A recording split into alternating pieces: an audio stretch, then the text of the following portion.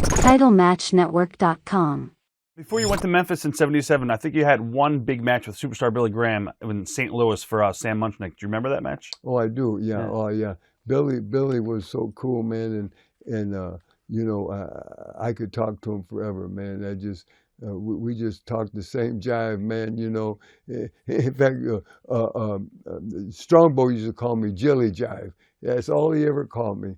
And I remember, you know, when they inducted me in 1996 in WWE Hall of Fame, and I was so honored, and of course he was one of the agents then, and all he said to me, he says, "Congratulations, Jelly Jive." He says, "You deserve it." And in other words, you know, because of the interviews and because of what superstars say, man, we talk our own language, you know. 100%. You guys do remind me with the promos the same. Yeah, brother. Yes, sir. Yeah. Yes, sir. Yeah, beautiful, man. Memphis, Tennessee. You debuted there in '77. What was that territory like, and what was it like working for Jerry Jarrett? Yeah, it was wonderful. I went in for a one-night deal. What happened? Lawler was doing music. Jimmy Hart was just coming in, and Jimmy Hart wanted to get in our business, and he worked the deal out with Lawler, and Lawler wanted to get into the music business. Yep. He said, "If you help me do some music, records and that, I'll help you get in wrestling and managing and this and that." And they both went to the same high school, and but Jimmy, I think, was 2 years ahead of Lawler in Memphis at the high school. But so they knew each other, but they didn't know each other. They knew of each other, and because Jimmy Hart was, man, he was on that Ted Mack original amateur hour, and you know, they had a #1 hit was "Keep on Dancing," man. You know, the Gentrys, right? And he won all that stuff and did a little deal. So he was hot from that and the Gentrys, and so when I went in and it was the 1st of August in '77, and I remember the 3rd week I went in, Elvis died, and God bless him, in 1977, and he was a big wrestling fan. Elvis, oh my goodness, man. Yeah, and he watched wrestling, and he seen sneak him in, right? Yeah. Oh my goodness, yeah, he would come in the back and that, and he George Klein had he was one of the radio disc jockeys, and he went to school with Elvis, and in fact years later, Jimmy Hart gave me a picture Elvis signed for me, and that he wanted me to have, you know, and because he watched that Channel 5. We had a real hot station, man. It was on fire, and but yeah, I went there in '77 for one night. It was a round robin battle royal, and what it was they wanted Lawler was gonna. He just gave the. He said, "I've wrestled everybody. I beat everybody, and here's the belt. I'm going with music, and hey, I'm done with wrestling. I'm gonna be a great singer and da da da da." Well, so they put his belt up for a round robin tournament, and whoever wins gets the belt. Well, they called 2 or 3 different territories. And they called Bruiser, and he says, "Do you have a good heel there?" And he says, "Well, I got Koloff, I got Ernie Ladd, I got Handsome Jimmy, I got he's naming the heels," and he says, "Could we have Handsome Jimmy?" He says, "Yeah, let me talk. He's right here." Because we was doing interviews, and I says, "Hey, whatever you want, boss." He said, "Well, go in one night, just one for one shot."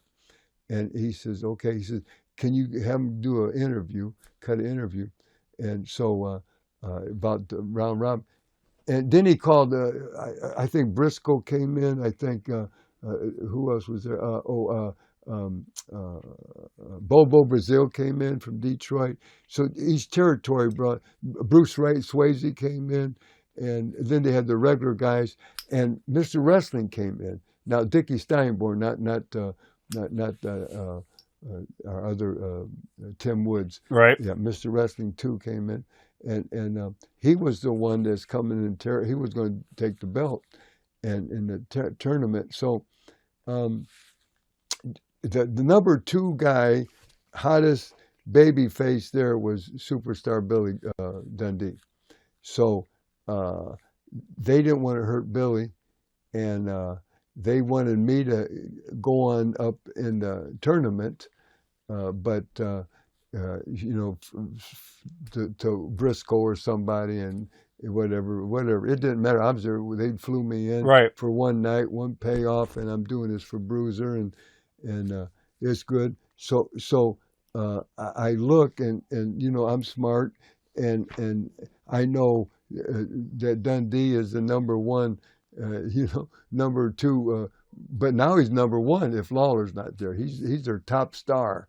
So they're not going to hurt him, but they want me to get by him. So what we did was a 10-minute Broadway. And at the end of the 10-minute Broadway, they flipped the coin, and someone called it, and boom, and boom. He lost, I won, so it didn't hurt him. But here's what happened, Rob. We went out there, and I came out, boy, with that hair. And first of all, I sent an interview, and they loved it. And I talked about all them redneck Tennessee hillbillies. Your Memphis promos were the best, by the way. Oh, brother, they were the best. Thank you, sir. And I said, you tobacco chewing, wick children raising, food stamping, hillbillies, one horse town of Memphis, Tennessee. Hey, brother, I'm going to whip everybody here, take that belt, and I'm going back to New York. You'll never see me or the belt again. I'm going to show you what a Yankee will do to, all you hillbillies. And I'm putting Tennessee down. I was born in Tennessee. My uncles, my aunts, my cousins, and I came from a big family. My mother, there was 12 children on her side, and my dad, there was 10. And I got all my cousins. I love Tennessee. That's my state, man. My people's there. But I'm doing this for business, and I'm knocking it. So they loved that interview. But when I came down, me and Dundee, and man, it took me 5 minutes to get my jacket off, and I'm begging, and then I pop them and get the heat, and then big come flying, backdrop bumping, boom, over the top, bing. We didn't stop 10 minutes. Tore the house down. Second match. Right. Get it over with. Flip the coin, and I knew I had one more, and then I'm home. I'm going to shower. I'm going to go and sleep and go back to Bruiser. And so when I came out of that, from that, man, Jerry Jarrett says, Handsome, please, would you come in our office, please? And it was just a makeshift office. It was a dressing room where him and Lawler and whatever. And he says, can you come back next Monday? Because they run Memphis Coliseum every month. Mid-South. And I said, man, I don't know. You have to talk to Bruiser, He said, what's the chances you can? I said, well, chances are good because Bruiser don't run on Monday. He said, but I gotta be back, just like they got me on the first thing smoking, and then they start putting me on the red eye after Memphis so I could make the interviews the next day. Because at 9 o'clock we had to do interviews for Bruiser all Tuesday for 6 hours, So that first day I stayed over and I missed half of them. He says, this ain't working. But meantime, he said, is there a chance? I said, yeah, there's a chance. Call Bruiser, he's my boss. Whatever he says, but there's a good chance. He says, fine. He said, come here, do an interview. So they took me in the back with Lance Russell, and I did an interview, and I'm telling them, hey, I told you I beat everybody here, this one horse, hillbilly, town man, Tennessee, whoever heard of Memphis. I'm going back to the Big Apple, New York City, man, big light, you'll never see me or the belt again, and boom, and I'm out of there, see? And I did a smoking interview. Well, they played that on TV, and they had me rebooked. I went. Then I beat. I had a bye, and then I beat a Briscoe. Right. And then I came back against Mr. Wrestling, Dickie Steinborn. we just lost him, brother. Just this past year, God bless him. So that was supposed to be his shot, and so I came back, and they said, no, it's set, it's a done deal. Handsome Jimmy will come back, and he's going to, because I screwed him out of the belt, and we're going to do this next Monday. But Lawler comes out then and says, he didn't talk about wrestling. He says, what I'm going to do for all the fans is I'm going to come out during intermission, and they made a stage in the back and a complete sellout. And he says, I'm going to do a concert. He said, I'm going to sing my couple songs, and my #1 hit is brand new. Nobody's ever heard it. So he's going to do that. So here's a free concert. It's going to last time. You won't see me again. Didn't even mention Lawler. I mean, wrestling. Didn't mention me. Didn't mention nothing. Music. See, serious.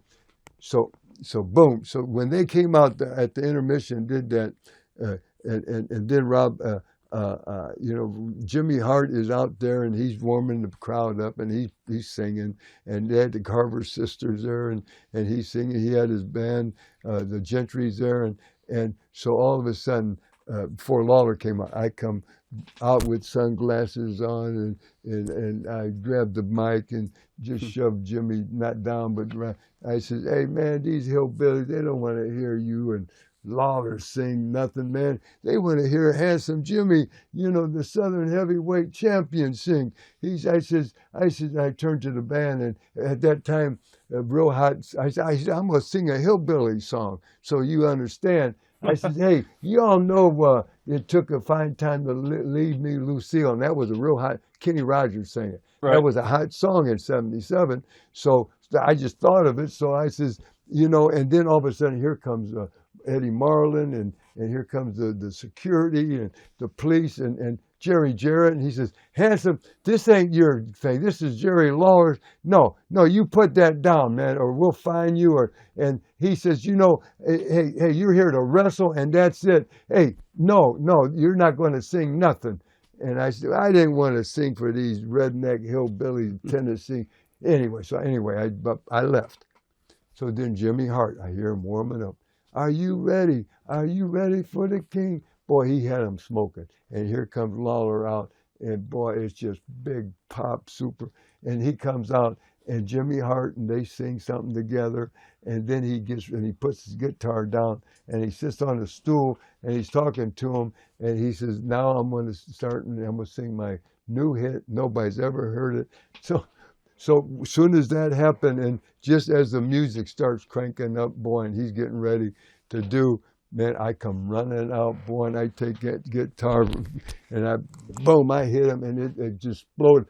1,000 pieces. Boom, that guitar all over the stage. And I put the boots to him, and he's getting, man, he's bleeding, and I'm kicking him. And here comes the cops. I'm doing fighting and ding and dang, and boom, and boy, they get me off that stage, and I get out of there. And then, of course, that sets everything up. Right. Following thing, and we had what a feud. That's how that started in Memphis, Tennessee, with Lawler. Around this period of time, you also challenged Nick Bockwinkel for the AWA title in Memphis. When Nick came into the territory. Sure did, and Rob, a lot of times chemistry stuff don't work, and Nick was one of the greatest talkers, greatest rappers, grapplers, man. I mean, he could do, oh man, I loved his work. I loved to watch it. But certain styles didn't click with me. I was more of a brawler, and he was a wrestler. And it just don't fit in there. And I knew, and so of course, now this was when Lawler broke his leg. So I was the king for 9 months till his leg was healing. And so, they didn't want to hurt me. I had to go an hour with them, an hour Broadway. And boy, it just wasn't me, and I knew it, but hey, you do what you're told. Hey, it's a job, brother, man. It's just like Dick the Bruiser. He wouldn't allow you to bring your family, your girlfriends, your wife, your children to the arenas, and I love that. And the reason is, he says, hold it, wait a minute. This is your job. You understand? And he'd tell the young people, I understood.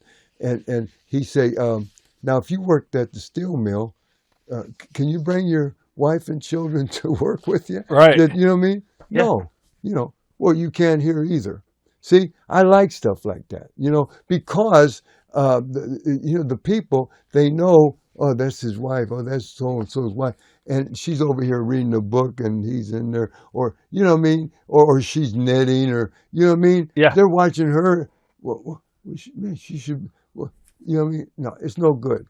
And they all get into it, and there's nothing but trouble. And again, if you're a good, young, good-looking kid, they don't want you to have a girlfriend or what, because the young girls, they want to chat. They think they got to chat. Oh man, I love to date him, or go out with him, or dream about him. Yeah. They don't want to know that. See, so it makes sense. That makes sense. What do you think made Memphis so special? I mean, to me, it was one of my favorite territories, and the promos and all the TV time on Monday or Saturdays. For you, what made Memphis so special?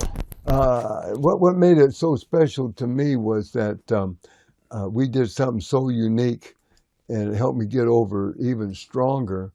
Was that I would, for the first 7-8 months, I never did live TV on Saturday. Right. So they thought that I was a superstar, I'd go back right to New York, and because I would always, after my match, I wrestled every Monday night, I would go and I'd do an interview for the following week. I already had the angle set up and I would talk to the people, and that was so special. And then they would do nothing but talk about me and put me over, and Lance Russell and Dave Brown and Lawler and Dundee and everybody, Handsome Jimmy. They thought I was above all that. Everybody did. Austin Idol, everybody did TV every Saturday except me. And the reason I couldn't was because I was working for Bruiser. I'd go back Tuesday, do that. I wouldn't even go to Louisville. I wouldn't go to Evansville. I never did a spot show. Wow. I did Memphis TV for 6-7 months and never on TV one time. So they thought I was the superstar. I was jet man, Right. Yeah, just going right back to the Big Apple, because that's what I tell them I'm doing, and show up on Mondays on. And then when they did have me come in more and loosen up, and in fact, Lawler and them, because it was so ripe. I mean, man, I was never at a spot show. They took me to Jonesboro, Arkansas, the first Saturday that I did TV, and they had me come in.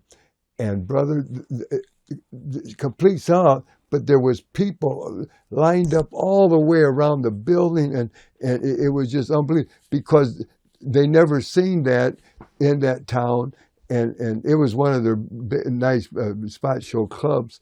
And then first time in Memphis, I mean Louisville, same thing, and Evansville, man, they wanted to see me so bad because I'm on there, and oh my goodness, it's just a no-brainer. It never been done. See, it was different, and that's what you got to be different in order to do this, to be special. And I figured that out real early. I was first to put stuff down my tights, my leather on my short trunks. I put "Kiss My," right back here. Right. I had everything. Something like I put Saturday Night Live, or Night Fever. I'd put Chewbacca, when Star Wars came out. Anything hot, brother, I'd put it out there, and I put sayings on it, and it was just something different. You also did record the one song, the Ballad of Handsome Jimmy, which got over. pretty You bet. big. Yeah, Son of a Gypsy. Yep. Yeah, Son of a Gypsy. And then I did He Got What It Takes. It was the other side of that. And then I had one in the can. I wrote this. Jimmy Hart wrote all the music. I wrote this one, was 714. And we had that in the can. And we did that at Sun Studios at Sam Phillips, where Elvis, and Johnny Cash and Jerry Lee Lewis. And you got royalties and all for that? You got you got money for that? No, obviously. What I did, what we did, as far as doing the record at Sun, I wasn't no contract none. Sam Phillips calls me the year that Lawler broke his leg. Right. I was the king. He calls Mr. Coffee at Guy Coffee at Channel 5 Saturday. He says, "Would you have Handsome call me? As soon as TV's over." So I called him right there from the studio, and he said, "Handsome, it's Sam Phillips," and he says, "I'm just starting a new radio program. I bought a new radio station, country western," and he says, "I want you to come out so and so date, real nice May date," and it was so pretty that day too. It worked out perfect. Right after we do TV, and judge a cowboy hat contest. Because I wanted you to. This is the first week they're on, and they're going to have Handsome Jimmy in the parking lot, and there were hundreds of people there, and so many cowboy hats, and we would go and they'd just line up, and I wore my cowboy hat, Right, and we just lined up, and I chose someone, for the winner, and so I judged that.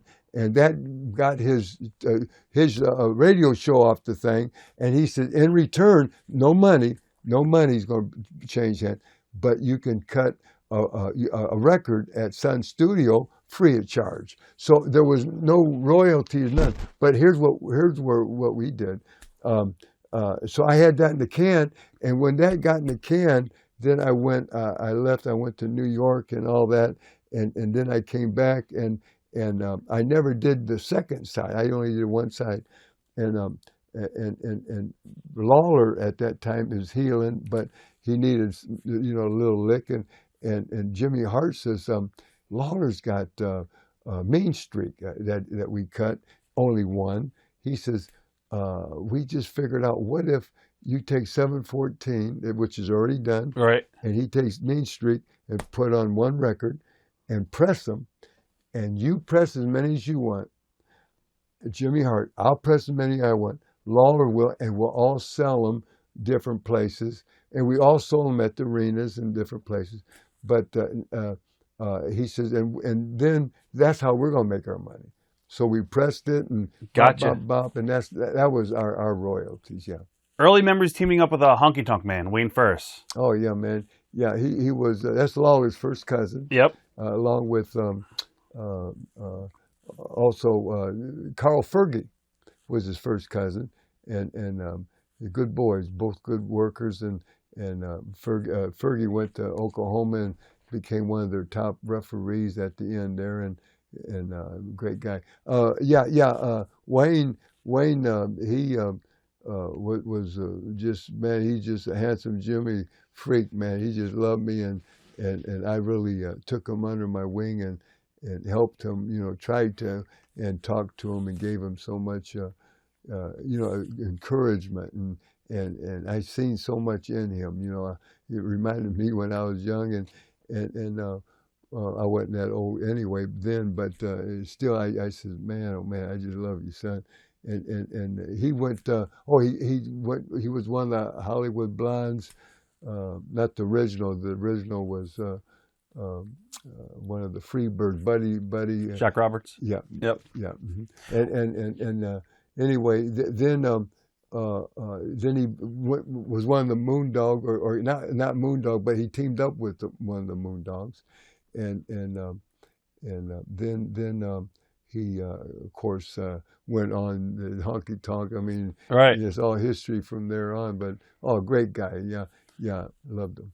Memories of Austin Idol. To me, it was another one of the best talkers in the business. You bet. He is and was, and yeah, he can do it, brother. And he had the charisma. He had it all, brother. He had the body. He had the look, Mike McCord is his name, and he was in that plane wreck accident. Yep. And I know when that happened in Tampa Bay, they just ran out of gas, and man, and Gary Hart was in there, and Gary. That's why you see how Gary walked. His feet was all messed up from that wreck, and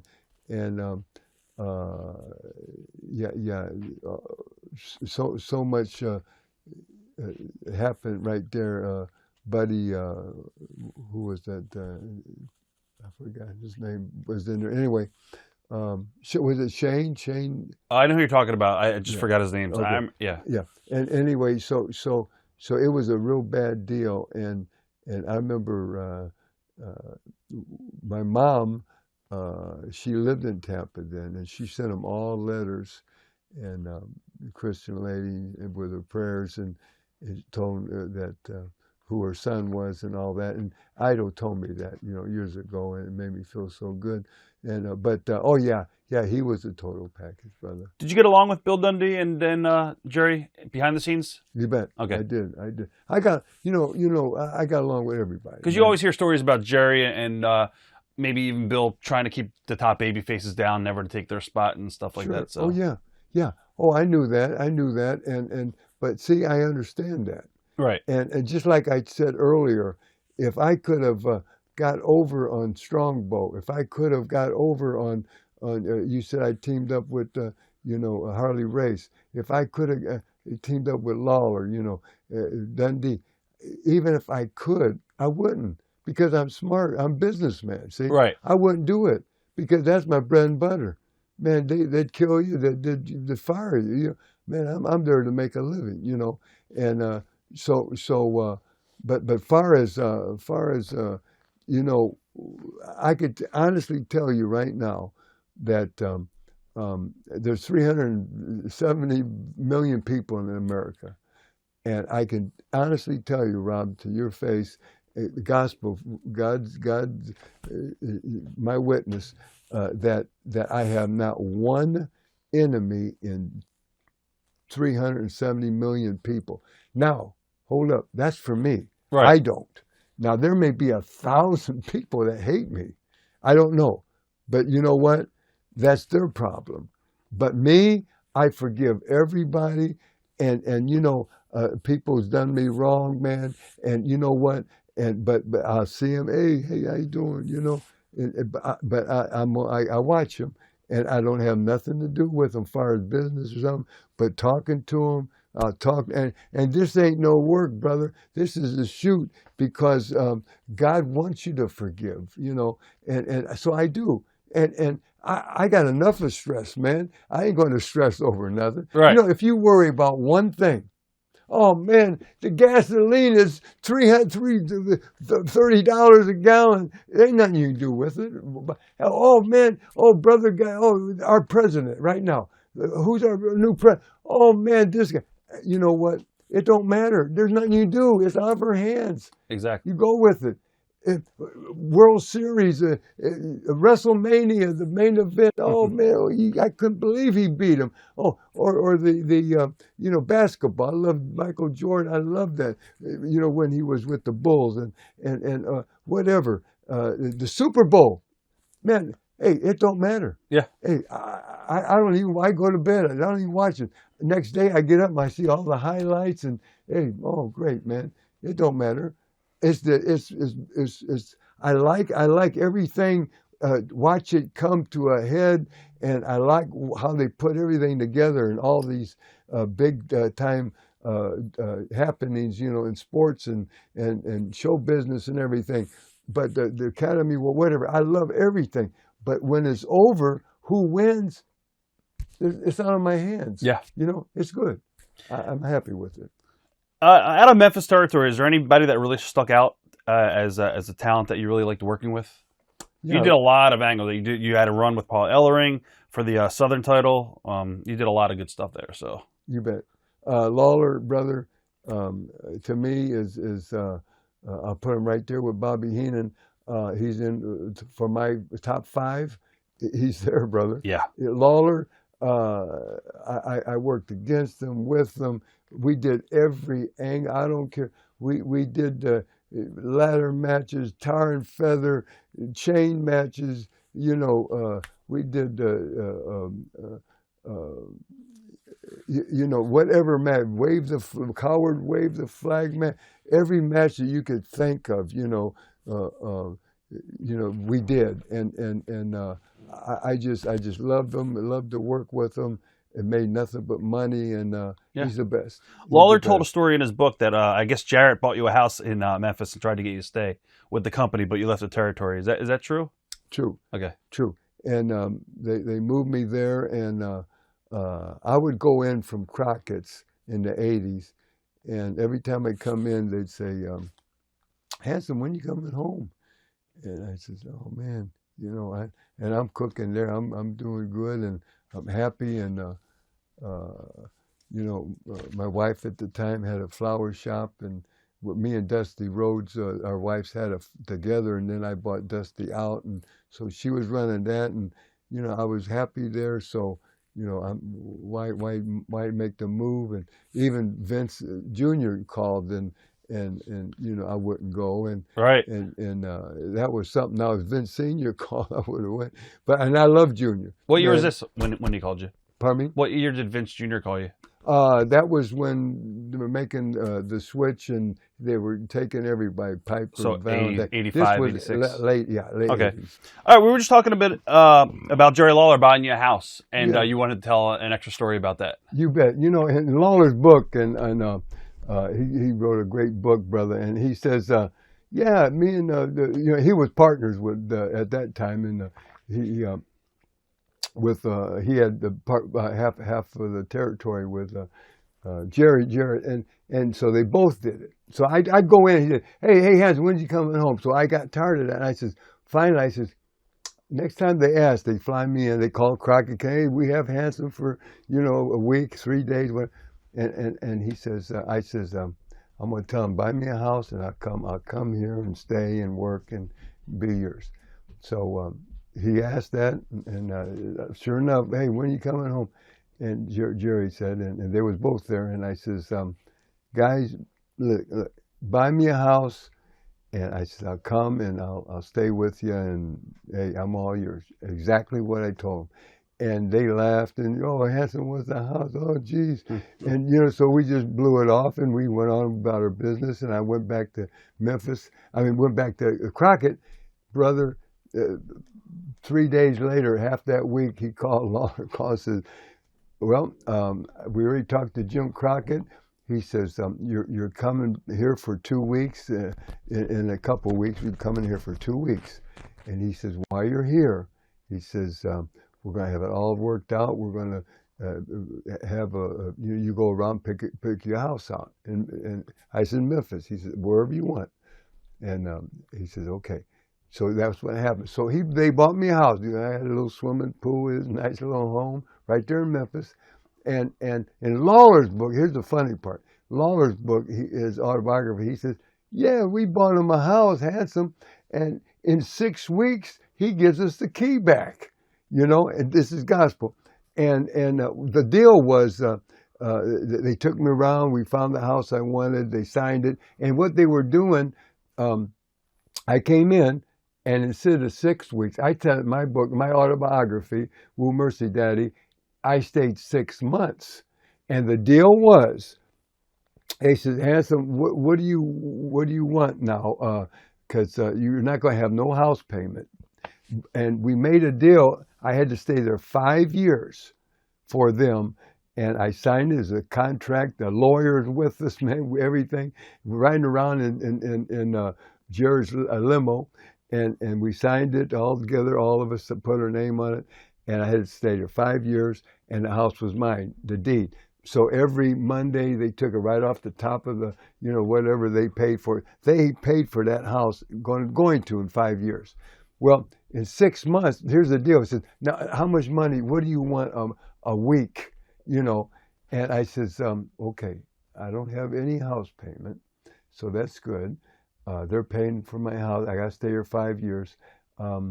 Okay, I'm trying to make it easy on them. They're asking me when I could have said anything. I said, and I'm trying to, honestly, I'm that way. I'm trying to help the company, and they're buying me the house. 5 years is mine. I says, every Monday at Memphis, you give me 1,500 cash. That's my week every week, and we signed it. 5 years, 1,500 every Monday. I get 1,500, no house payment. Then the house is mine. Then I can go sell it or stay, whatever I want. Okay. But here's the deal. He says, now, if you go out, whatever money you make, if say Crockett wants to use your this or that, and the money's going to come back to us, and we're just going to give you 1,500. You understand? Right. Well, I went for that because I didn't think that they were going to send me everywhere. You know what I mean? Right. So it was sort of a bad deal but I wasn't smart enough. I'm trying to do them favor, and they sort of swerved me around because all of a sudden I'm back with Crockett. I'm doing the Starcade. Brother, I'm getting $3,500. And you were still under contract with Memphis. Right. Wow. And they would send all the money. That's when me and Lawler went to Japan for 10 days. We got $3,000, just for that 10 days. That went straight back to Jarrett. Wow. Well, I'm making $1,500. And Puerto Rico, man, I stayed in Puerto Rico, and I stayed for Victor Juvica and Carlos. Yeah, Carlos, yeah, you bet. And so I was there. Man, in 6 months, I might have slept in my home. Honestly, wow. 3-4 weeks. I'm serious. It's a great story. Yeah, it is. So I said, this ain't cooking. So now I'm back in Crockett all the time. So I'm dusty every time I go there. You know what they say? Boogie, when are you coming home? They want me back there. And then all of a sudden they got the contract for TBS, and he says, we got to have you. You're on the A team. We got to have the Boogie Woogie Man. What does it take? JC called him. Jim Crockett. Yeah, Junior. And he said, JC wants to know what do you want, man? Tell me, we want you back here. And I said, I'm going to tell you the truth. And I never told them why I left or what happened. I said, I want to tell you the truth. They bought me a house. I got to stay there 5 years. I'm not happy. I want to come back. I don't want no house. I don't want no guarantee, because I know I make money there, man. I'm making it, and especially now we're going to TBS, full time. I mean, signed contract with Ted Turner. It's going to be huge. And that's when he went against, Vince, and we're going to really get. If we're running 3 towns a night, brother, and we got the best crew. I mean, we got 60 wrestlers that lives in Charlotte, and so anyway, I left, and I did. I went back. I'm in Norfolk and Hampton, Virginia, at the big Coliseum that night. That Saturday night, Friday night, Saturday night. I'm in Baltimore at the Civic Center. At wrestling, Baltimore, for Crockett, and Dusty says, we need to know, handsome, when you come in. What do you want? Tell me what you need. And I tell JC, he's on the phone right now. He wants you, man. And he says, you're on the A team. We got to have it. So I says, tell Jim Crockett this. I don't want no house. I don't want no guarantee. I don't want nothing. I'll take care of everything. I says, but they bought me a house. And in 6 months, I put $25,000, and I did. The Lord's truth. I put $25,000 of my own money doing different stuff, like I wanted. Right. And one thing, I painted everything black in the bathroom, and Lawler talks about that in the book. He said he painted the sink, the tub, everything was black, and I did. But he said I stayed 6 weeks. I stayed 6 months. So I says, all I want, tell Jimmy Crockett, is to be moved back, Mayflower, move me back from Memphis to Charlotte. I'll get my own home. I'll I don't want no guarantee, and I'm yours. And but I need $25,000 back on that. Right. And he says, I'll be back in 2 minutes. And he went and talked to Jimmy. 2 minutes, Dusty says, it's a done deal. He says, Jimmy is flying to Baltimore just to shake your hand, and nothing signed, just a handshake. Right. So I get there, and now they don't know nothing, because now we got to, we usually run a Monday night, but every once in a while we did a Sunday night because something happened going on, circus or something coming to Memphis Coliseum all week or something. Right. Okay. So we're there that Sunday. So I fly in from Washington. It was the old airport then, and before Reagan, it was just the Washington International. And so I went from Baltimore there. And time I got there, it was too late to check in. I had a 7 o'clock flight, and man, it was like 4 o'clock, and we're gonna check in and try to go to sleep and get up and shower and then go back to the airport. So I had them just take me to the airport. So now I'm thinking, I got a lot of time to think. And while I was in Baltimore, Jimmy Crockett says, what kind of notice you going to give them? When can we? And you were still under contract too, right? Yeah. Oh yeah. Right. Okay. Contract, everything, Right. brother. But I didn't care. Right. Because I'm not there. I'm not home. I'm not with my family. I'm home more there, you know. Right. And so I says, I don't care. Hey, sue me, brother. Do what you want to do. I just sue me. I just get in line. There's many people, you know. That's my one line. Yeah. Everyone wants to sue me. Hey, get in line, brother. But and I'm not trying to be cocky or nothing. I'm just, hey, forget it, man. They screwing me and around with me, or I didn't like it anyway. But so Jim Crockett said, what kind of notice? When can we get you? He wanted to know when I could start.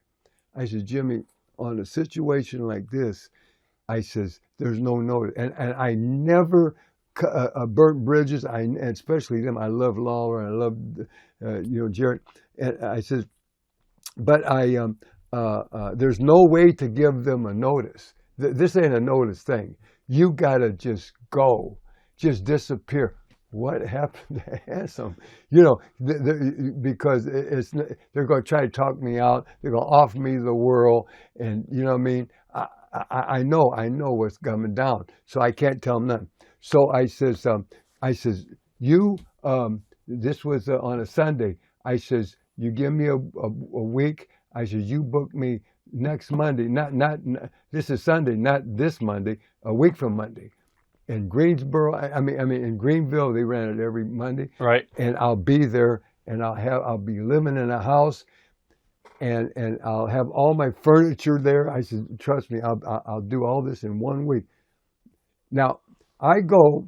We work the afternoon show. Right away, I see Guy Coffey, the man, and I says, Guy, can you get my money, please, a little early, and because I got to get out of here. I just told him, Right. And so he goes, gets my cash from the box, and I put it in my boot. I got $1,500. That's my week. Yep. I paid up. And then that night, me and Lawler's working.